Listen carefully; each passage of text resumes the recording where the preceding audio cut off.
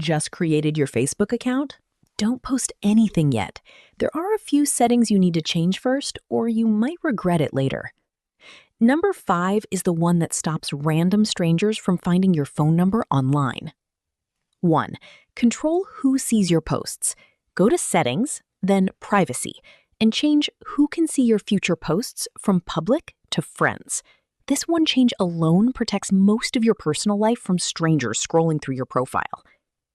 2. Turn on Profile Lock. When this is enabled, people who aren't your friends can't download your profile picture, zoom into it, or see any of your posts, even if they land on your profile. 3.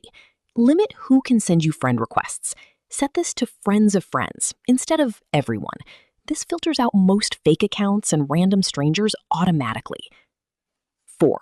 Turn on Tag Review. With this on, you get to approve any photo or post someone tags you in before it ever appears on your profile. No surprises, no awkward posts you didn't agree to. And finally, the one I promised, hide your phone number and email from your profile. Go to About, then Contact Info, and set both to Only Me.